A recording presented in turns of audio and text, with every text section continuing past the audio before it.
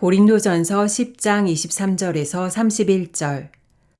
모든 것이 가하나 모든 것이 유익한 것은 아니요 모든 것이 가하나 모든 것이 덕을 세우는 것은 아니니 누구든지 자기의 유익을 구하지 말고 남의 유익을 구하라. 무릇 시장에서 파는 것은 양심을 위하여 묻지 말고 먹으라. 이는 땅과 거기 충만한 것이 주의 것임이라. 불신자 중 누가 너희를 청할 때에 너희가 가고자 하거든 너희 앞에 차려놓은 것은 무엇이든지 양심을 위하여 묻지 말고 먹으라. 누가 너희에게 이것이 재물이라 말하거든 알게 한 자와 그 양심을 위하여 먹지 말라. 내가 말한 양심은 너희의 것이 아니요 남의 것이니 어찌하여 내 자유가 남의 양심으로 말미암아 판단을 받으리요. 만일 내가 감사함으로 참여하면 어찌하여 내가 감사하는 것에 대하여 비방을 받으리요. 그런즉 너희가 먹든지 마시든지 무엇을 하든지 다 하나님의 영광을 위하여 하라. 저희 교역자들, 풀타임 교역자들은 매주마다 두 번을 정기적으로 모여요. 한 번은 토요일 날 한 주간 사역을 정리하면서 함께 모여서 감사 나눔을 합니다. 근데 또 한 주를 시작하는 게 화요일이에요. 그래서 화요일 날 이른 아침에 8시에 그날은 좀 1시간을 빨리 모입니다. 8시에 모여서 늘 지금까지 몇 년 동안을 그렇게 해온 것 같아요.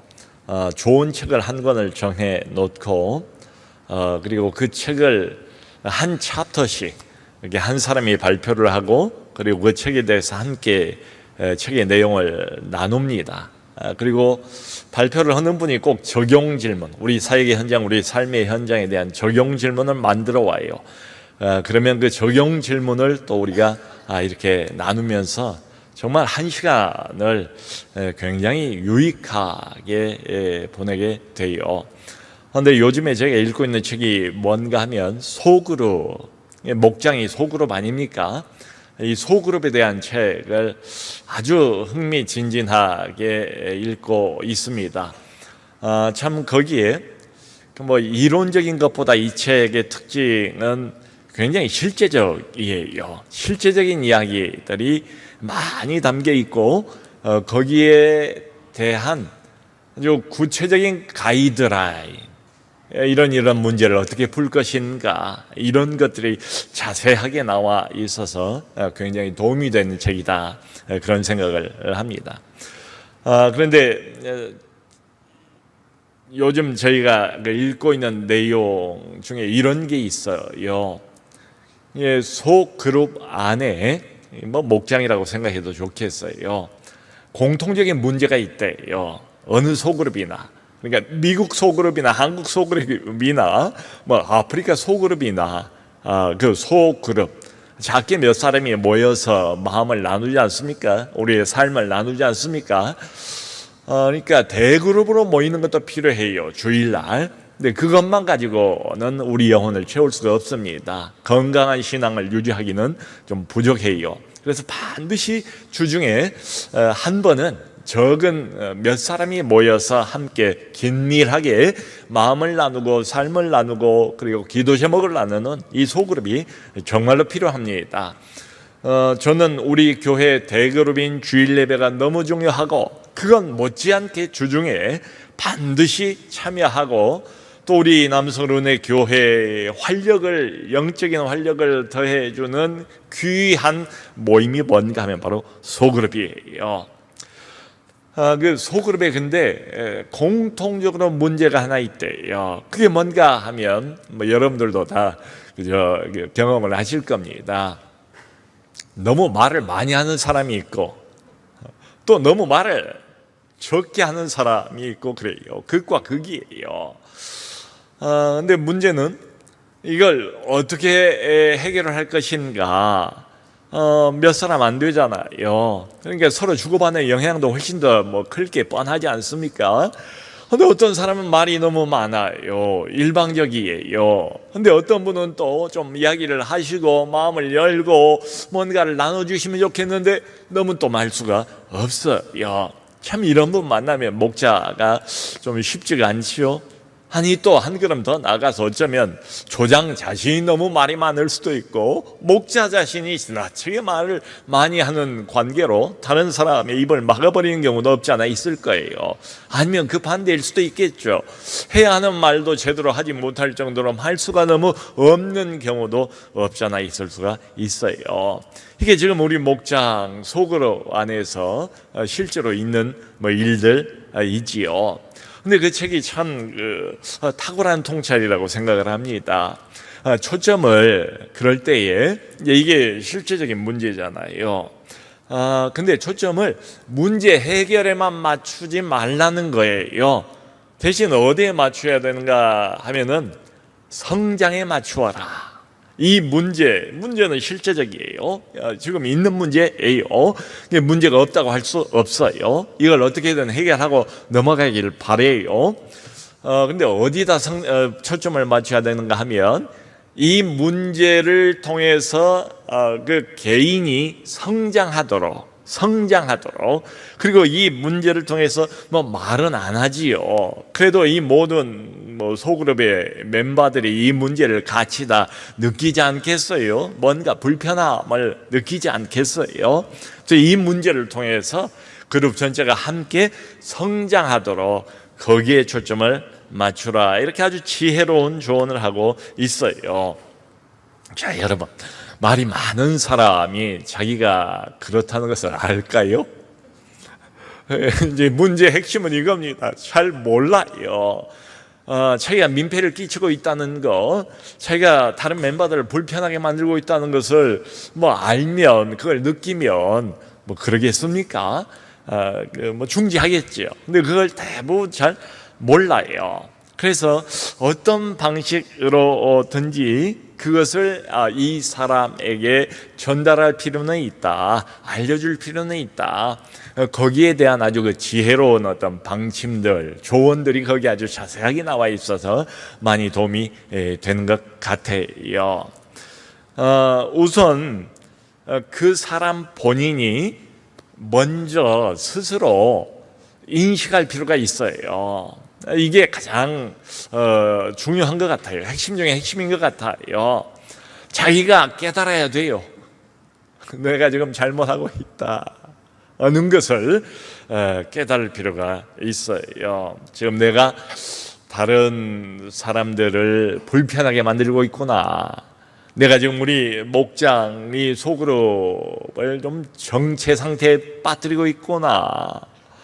내가 하고 싶은 말을 마음껏 하는 것도 필요하고 중요하지만 그것 못지않게 다른 사람들이 말을 할 수 있도록 배려해 주는 것도 정말로 중요하구나, 정말로 필요하구나, 이런 것을 본인이 스스로 먼저 인식할 필요가 있습니다. 깨달을 필요가 있어요. 성도 여러분, 우리는 신자들이잖아요. 그리스도인이잖아요. 하나님의 백성이고 하나님의 자녀 아닙니까? 그러니까 이 신자는 어떤 문제를 만나든지 간에 그냥 내 생각대로, 세상 철학대로 그렇게 해결을 하는 사람들은 아니잖아요. 신자는 어떤 삶의 기준이 있어요. 그러니까 매사에 모든 문제에 어떤 것을 선택하고 판단하고 결정하는 기준이 있다고요. 그 기준은 하나님 말씀이에요. 하나님이 이렇게 살라, 저렇게 살라, 이런 문제는 이렇게, 저런 문제는 저렇게 해결하라, 처리하라, 하나님의 마음을 우리에게 성경을 통해서 좀 명명백백하게 보여주지 않습니까? 이 문제도 마찬가지예요. 그래서 이게 오늘 본문을 보면 24절에 바울이 이렇게 말합니다. 그 이제 선택의 기준인 거예요. 이게 누구든지 자기의 유익을 구하지 말고 남의 유익을 구하라. 한번 따라서 해봅시다. 누구든지 자기의 유익을 구하지 말고 남의 유익을 구하라. 아멘. 얼마나 좋은 말이에요. 이건 믿지 않는 사람이라고 할지라도 아멘 할 것 같아요. 이 말의 이유를 달 그리스도인이 있겠습니까? 누구든지 그리스도인이라면, 하나님의 백성이고 하나님의 자녀라면, 거듭난 사람이라면, 그 안에 하나님의 성령께서 살아계시는 그런 자라면 자기 유익을 구하지 말고 남의 유익을 구하라. 뭐 어려운 말 아니에요. 얼마나 딱 떨어진 말입니까? 알아듣기 쉽잖아요. 자, 여러분, 그런데 이게 쉽습니까? 이 명령형인데요. 이게 불가능하면 명령형으로 말하지도 않을 것 같아요. 가능하니까 분명히 하나님이 명령형으로 우리에게 하라고 말씀하실 텐데, 그런데 과연 이 말씀이 쉽지는 않습니다. 이렇게 사는 게 참 바람직한 삶이라는 걸 우리가 알아요? 모르는 바 아니에요. 근데 이게 완벽하게 살지 못해요. 남의 유익을 구하라, 자기의 유익을 구하지 말라. 이 문제에서 완벽한 신자, 완벽하게 이렇게 사는 사람은 없습니다. 자, 그럼에도 불구하고 이렇게 살도록 하나님께서 방향은 제시해 주셨잖아요. 어떤 문제를 만났을 때, 어려운 문제를 만났을 때 속으로 목장 안에서 또 어떤 문제에 맞닥뜨리게 되었을 때 자기 유익을 구하지 말고 남의 유익을 먼저 생각하라. 이게 원칙이에요. 그러니까 완벽하지 못해도 이렇게 살려고 방향 제시를 해 주셨으니까 우리가 노력할 필요가 있죠. 여러분, 그 차 운전을 하다 보면 신호등을 자주 만나지 않습니까? 신호등에는 노란색도 있고 파란색도 있지만 빨간 신호등이 있잖아요. 빨간 신호등 어떻습니까? 우리가 완벽하게 지키지는 못해요. 때로는 지키려고 하는데 뒤에 차가 바짝 붙어 따라오기 때문에 노란불에서 빨간불로 바뀌는 그 사이에, 그 찰나에 살짝 그저 선을 넘어가는 때도 자주 있지 않습니까? 완벽하게 빨간불을 지키지는 못해요. 그런 사람은 없을 거예요. 그럼에도 불구하고 그렇다고 해서 빨간 신호등은 필요 없다 이렇게 말할 사람이 또 어디 있습니까? 빨간 신호등, 그걸 지키려고 애를 쓰고 노력하다 보면 나의 잘못된 운전 습관도 조금씩 바꾸어지고 개선이 되고 그리고 좋아질 것으로 기대가 됩니다. 자, 여러분, 바울이 하는 말, 요 말만 딱 떼어놓고 생각을 해보면 단도직입적으로 매사에 남의 유익을 구하고 자신의 유익을 구하지 말라. 그러니까 이게 뭐 누가 생각해봐도 그러지 않겠어요? 세상 방식하고는 이게 정반대예요. 그렇죠? 세상 방식이라는 게 뭐예요? 세상 방식은 항상 자기 중심이잖아요. 자기 유익을 먼저 내세우는 게 뭐 세상 문화 아니에요? 애나 지금이나 똑같지 않습니까? 이것 때문에 여전히 모든 문제가 생기고 다툼이 그치질 않고 심지어 살인, 전쟁, 이 모든 게 다 어디서 나오겠어요? 자기 중심, 내 유익, 이것 때문에 뭐 온 세상이 지금도 난리법석이고 이렇게 힘들고 어둡고 비참하고 이런 세상이 되는 것 아니겠습니까? 이 세상, 우리가 살아가는 이 세상 말이에요. 이게 뭐 먼 나라 이야기가 아니잖아요. 매일같이 우리가 보고 듣고 느끼고 경험하고 이게 다 세상의 지배적인 방식이 뭔가 하면 바로 이거지요. 나 중심, 내 유익이에요. 자, 그러니까 이런 가운데 누구든지 자기 유익을 구하지 말고 남의 유익을 구하라. 남의 유익을 먼저 구한다고 한번 생각을 해보세요. 상상을 해보세요. 세상의 눈으로 보면 어떻습니까? 이게 바보죠. 바보. 그러니까 이 말씀은 마치 이 세상을 바보처럼 살라는 말하고 똑같은 거예요.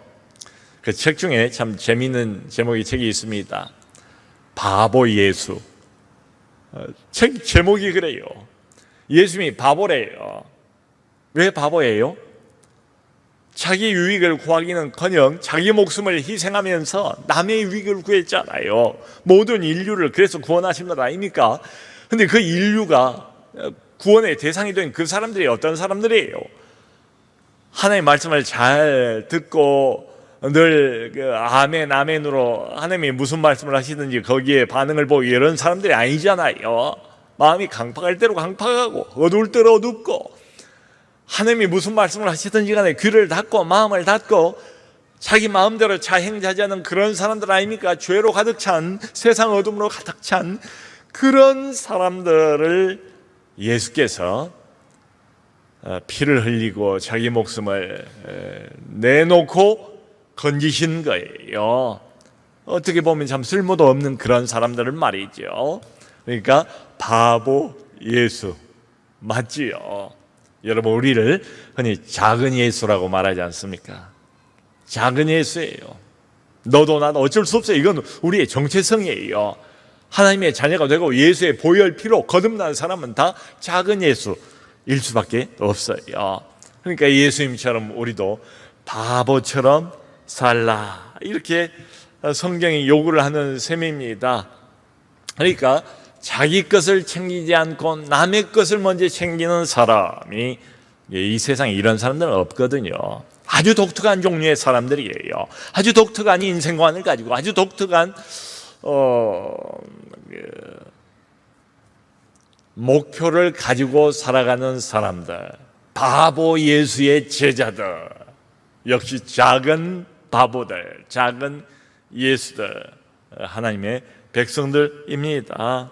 근데 이상한 것은요, 세상은 강한 것에 영향을 받지 않더라고요. 세상은 약한 것처럼 보이는데, 바보처럼 보이는데 남을 먼저 생각하고 챙겨주는 거기에 영향을 받아요. 거기에 감동을 해요. 그러니까 거기에 변화를 받아요. 세상이 영향을 받고 세상이 변화를 받는다, 이 말이지요. 여러분, 옛날 그 우화에 그런 거 있지 않습니까? 옷을 벗기는데 쌩쌩 바람이 불게 해도 이 사람 끄떡없어요. 오히려 더 옷을 꽉 껴안죠. 추우니까. 센 바람 가지고, 강한 바람 가지고 그 옷을 벗겨내기 어려워요. 불가능해요. 내 따뜻한 태양이 햇빛을 비춰주니까 덥지 않아요. 그러니까 자연스럽게 옷을 다 후를 벗지 않습니까? 따뜻한 태양과 햇빛이 사람의 마음을 녹이고 무장을 해제시키고 그리고 옷을 벗게 만들고 변화를 가져오는 것처럼, 세상적으로 보면 아이고 저 사람 저 왜 저러나, 저렇게 해가지고 어떻게 사나, 바보 예수의 제자, 역시 바보처럼 살아가는 사람들인데 이상하게도 그 사람에게 감동을 받고 그 사람에게 영향을 받고 그 사람이 좋아 보이고 그 사람을 가까이 하고 싶고 그 사람을 기대고 싶고, 세상은 변합니다. 이것 때문에, 십자가 정신 때문에 말이죠. 여러분, 우리 1층에 막 들어오면, 여기 아트센터 1층에 막 들어오면 미술관 있고 그 옆에 다 홀마다 이름이 붙어 있잖아요. 우리가 본받을 사람들 말이에요. 바보처럼 이 세상을 살아갔던 진짜 바보 예수의 제자들, 그 사람들 이름이 쭉 홀에 이름으로 붙여져 있어요. 일가홀, 일가 김용기 장로님, 가나안 농군학교를 시작을 해서 참 못 먹고 배고프고 못 살던 그 시절에 우리나라의 건강한 국민정신을 심어줬던 분 아닙니까? 김용기 장로님, 가나안 농군학교, 거기서 그 박정희 대통령이 새마을 정신을 배웠다고 하지 않아요? 그 옆에 있는 홀 이름이 뭐예요? 성산홀. 바보 의사로, 그저 예수님의 제자로 바보 의사로 평생을 남을 섬기면서 헌신해서 살았던 성산 장기려 박사, 그 옆이 무슨 홀이에요? 고당홀이죠. 일제시대 때에 참 민족 전체가 어두울 대로 어두웠을 그때에 한 줄기 등불처럼 민족을 이끌었던 고당 조만식 선생, 조만식 장로님 호지요. 또 그쪽으로 계단 좀 몇 개 올라가 보면 월남홀이 있죠. 월남 이상재 선생 호지요.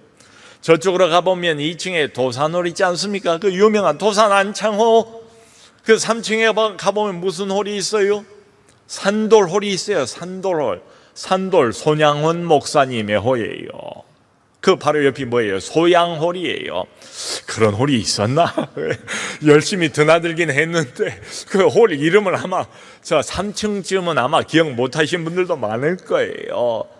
산돌홀이고 이쪽은 소양홀. 마주보고 있어요. 소양 주기철 목사님의 홀.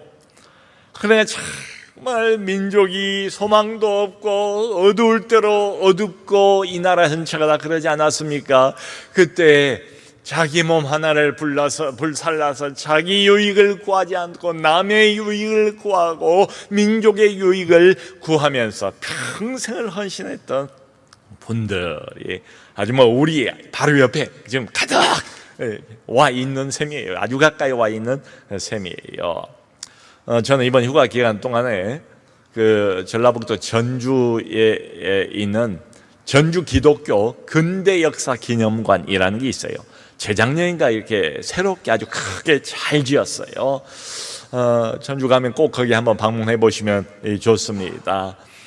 거기하고 그 옆에 있는 전주 선교사 묘역이 있습니다. 제가 몇 년 전에 갔다가 이번에 오랜만에 다시 방문을 했는데요. 갈 때마다 감동이 있어요. 거기 근대 역사 기념관 가보면 3층에 전주 예수병원 7대, 9대, 11대 병원장이었던 사람이 폴 크레인, 우리 한국 이름으로 구바울입니다. 구바울. 그때 당시만 해도 기생충이 얼마나 많은지 몰라요. 한 번은 9살짜리 여자아이가 거의 다 죽게 돼서 실려왔는데 보니까 장폐색이에요. 장폐색 원인이 뭔가 하면 놀라지 마세요. 1000마리가 넘는 회축이 나왔어요. 그 그림이, 그 사진, 옛날 오래된 빛바랜 사진이 아직도 그대로 있더라고요. 그래서 허연 무슨 덩어리가 있어요. 저게 뭔가 봤더니 1000마리가 넘는 1060 몇 마리인가만. 그때부터 이 폴 크레인 구바울 이 의사 선생님이 결심을 한 거예요. 야, 이 한국 땅, 이 조선 땅 이거부터 없애야 되겠다. 95% 이상이 다 가지고 있었던 그때 당시만 해도 그 인분을 그냥 밭에다 막 뿌려가지고 우리 어렸을 때만 해도 그런 풍경 많이 보지 않았습니까? 그러니까 이제 이게 기생충이 없을 수가 없지요. 그 몇 년을 노력한 끝에 이게 40%대로 떨어지고 또 몇 년 뒤에 한 3%대로 이게 떨어지고 그 혁혁한 공을 세운 사람이 구바울 폴 크레인 박사입니다. 거기 3층에 가보면 구바울 의학박물관이 있어요. 한 80여 년 전에 사용하던 왕진 가방, 진료 기록, 그리고 일대 예수병원 병원장이었던 마틴 골드 여사의 신발, 입었던 옷, 이런 것들, 그때 낡은 청진기, 당시의 의료기구들, 이런 것들이 등등 여기 쭉 박물관이 진열이 되어 있어요. 그 전주 선교사 묘역 가보니까 한 17사람 묘역이거든요. 근데 마틴 골드 여사가 일대 병원장이었습니다. 나이 30살 때 처녀 몸으로 1898년도에 와가지고 6명으로 예수병원을 열잖아요. 근데 여기서 다른 선교사님하고 결혼을 해요. 근데 아이가 사상이 됩니다. 아이가 뱃속에서 죽어요. 안타깝게.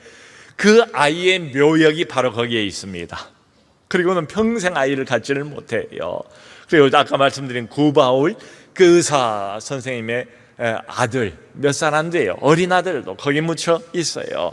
그리고 그 묘역 맨 앞에 윌리엄 전킨 선교사의 세 아들, 하나는 2살 때, 하나는 2달, 또 하나는 난 지 20일 만에 다 풍토병으로. 그때는 얼마나 풍토병이 많았습니까? 다 죽어요. 그러니까 다시 한번 늘 갈 때마다 생각을 해보는 거지요. 마음이 참 숙연해져요. 그때만 해도 여기 조선 땅 하면 땅 끝입니다. 땅 끝이에요. 근데 그 유수한 의과대학에 수석으로 졸업을 한 이런 사람들이 무슨 이유로 여기까지 와서 그 고생을 하면서 자기 아들까지를 이렇게 이 땅에 묻고 그리고 자기 목숨까지 기꺼이 이 땅에 다 주고 갔을까? 바보 예수의 제자들. 자기 유익을 구하지 말고 남의 유익을 구하라. 그 사랑을 우리가 입지 않았는가? 그 사랑 때문에 우리가 하나님을 아버지라고 부르게 되지 않았냐 이 말이지요. 그 사랑 때문에 우리가 아무리 어두워도 비치고 소망이신 우리 하나님을 바라보면서 또 용기를 갖고 일어서잖아요. 그런 사랑을 입은 자로서 너희가 그 사랑을 알진대 자기 유익을 구하지 말고 남의 유익을 구하라. 그러면서 바울이 여기 23절에 이런 말을 합니다. 아주 중요한 말이에요. 모든 것이 가하나 모든 것이 유익한 것이 아니에요. 모든 것이 가하나 모든 것이 덕을 세우는 것이 아니니. 저는 이 말이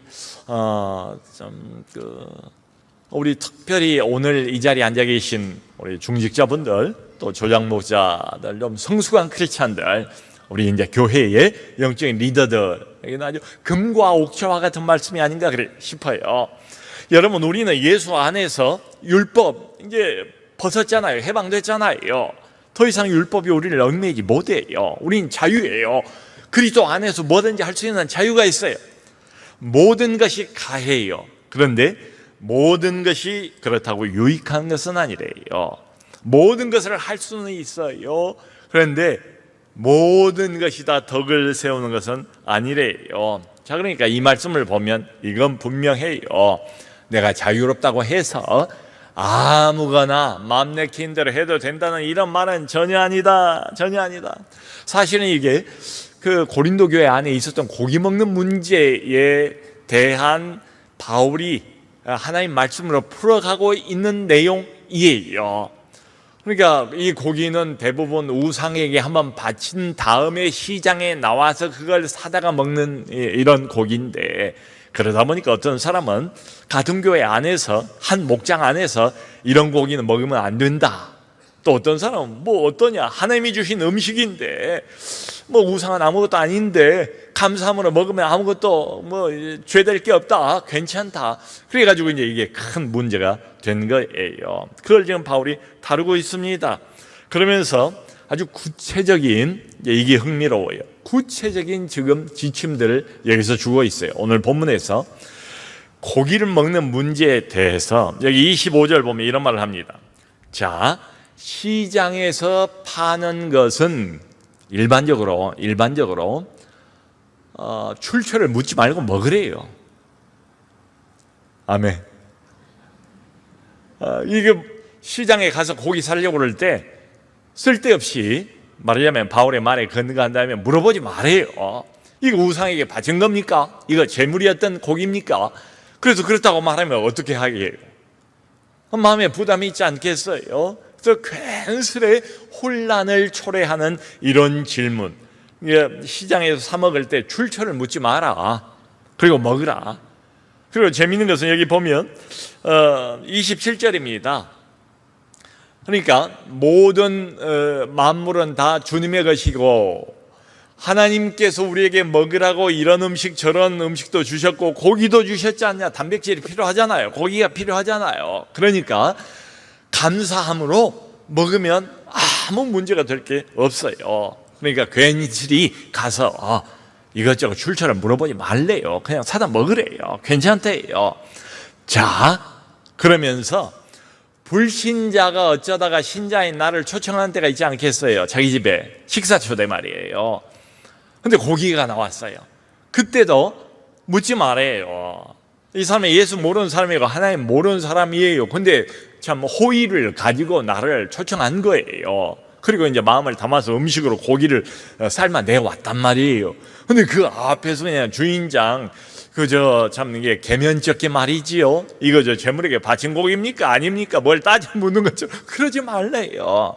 그냥 묻지 말고 그냥 먹으래요. 자, 그런데 재미있는 것은 그 다음입니다. 그런데 상황이 달라지는 거예요. 같은 고기인데 지금 분위기가 달라지는 겁니다. 거기 보면 28절이에요. 내가 혼자 초청을 받는 경우는 묻지 말고 먹으면 괜찮아요. 그리고 교제하면 좋습니다.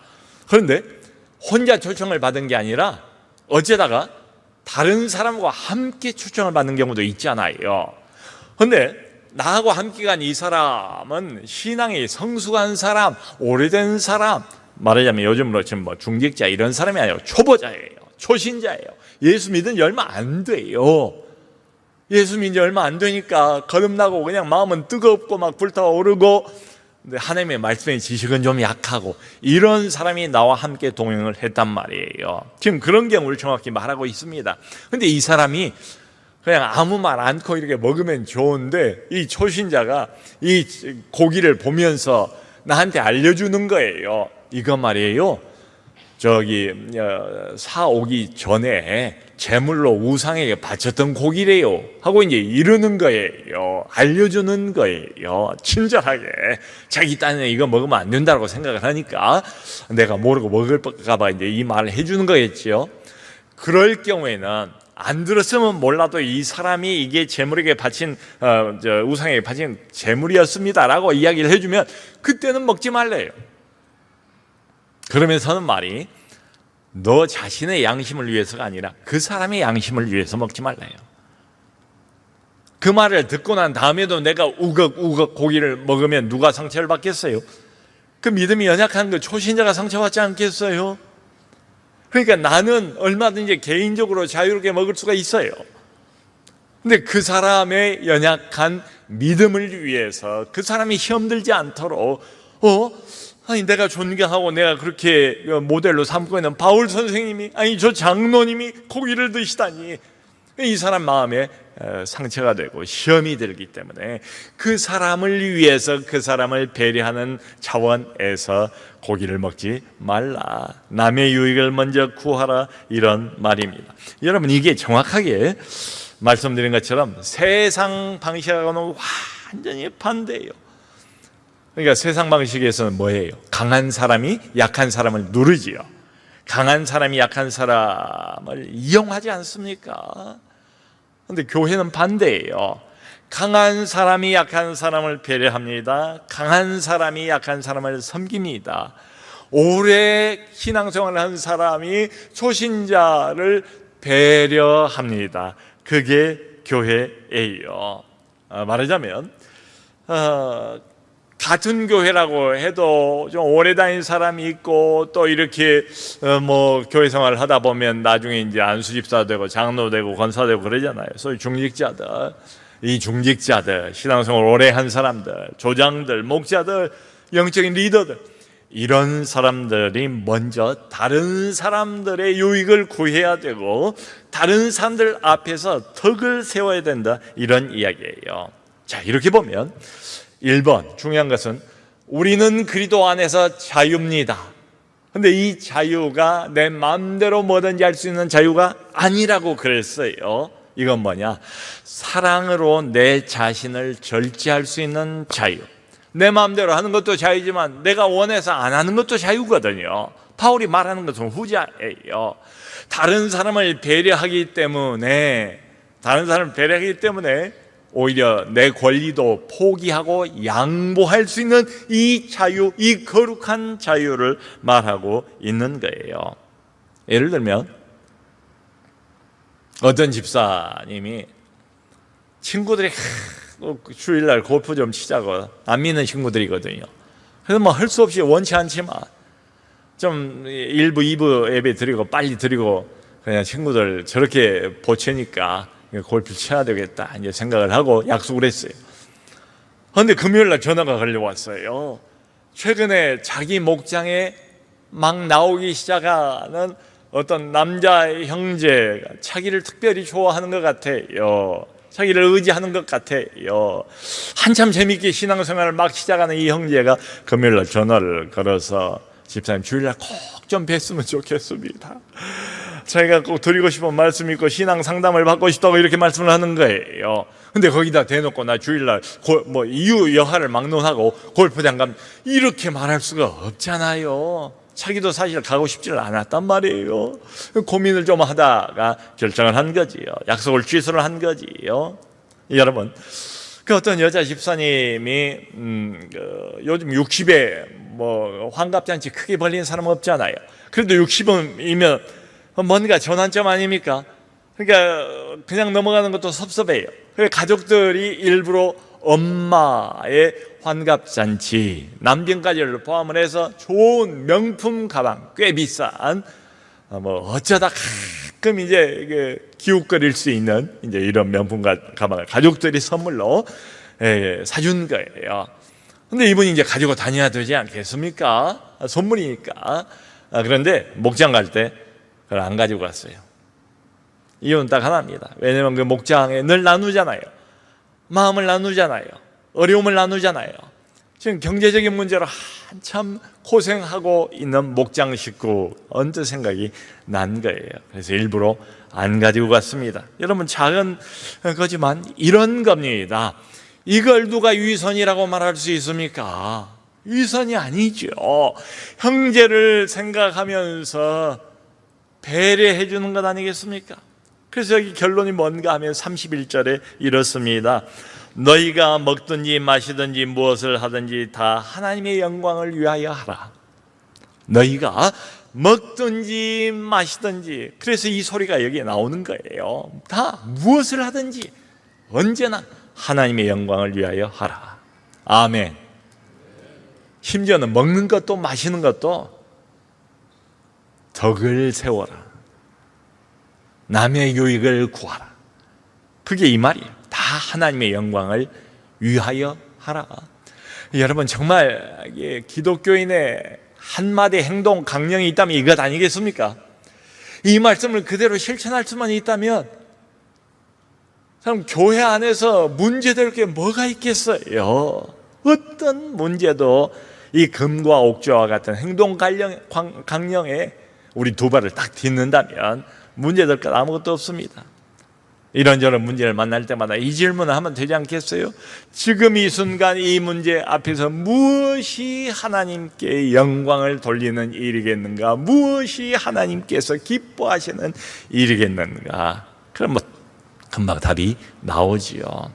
성도 여러분, 물이라는 것을 가만히 보고 있으면 물이 주는 참 교훈이 있어요. 물은 항상 어때요? 위에서 아래로 흐르지 아래에서 위로 흐르는 물은 없거든요. 그게 물의 원리 아닙니까? 마치 이런 것처럼 은혜도 그런 것 같아요. 하나님 하늘 거기에서 이 땅으로 우리 영혼 안으로 은혜의 물이 흐르는 것처럼 영적인 어떤 물도 저는 마찬가지라고 생각을 합니다. 위로부터 아래로 흘러요. 신앙생활 오래 하신 분들, 또 교회 안에서 중직자 되신 분들, 조장들, 목자들, 영적인 리더들, 그분들로부터 자연스럽게 영적인 물, 거룩한 물, 섬김의 물이 흘러가는 줄로 믿습니다. 여기 앉아 계신 분들부터 먼저 이 일에 있어서 모범을 보이시면 참 좋겠어요. 원튼 원치 않든 우리 목장 멤버들은 목자를 바라봅니다. 조장을 바라봅니다. 안수집사, 권사, 장로들을 바라봐요. 그러면서 신앙생활을 하는 거거든요. 영적인 물이 위에서 아래로 자연스럽게 흐르는 것처럼 이런 거룩한 물이 계속 흘러넘쳐서 남서울 은혜교회 전체가 덕스러운 교회가 되고 우리가 늘 참석하면서 마음을 새롭게 하고 은혜를 얻는 우리 목장이 덕스러운 목장 될 수 있기를 주 예수 그리스도 이름으로 축원합니다.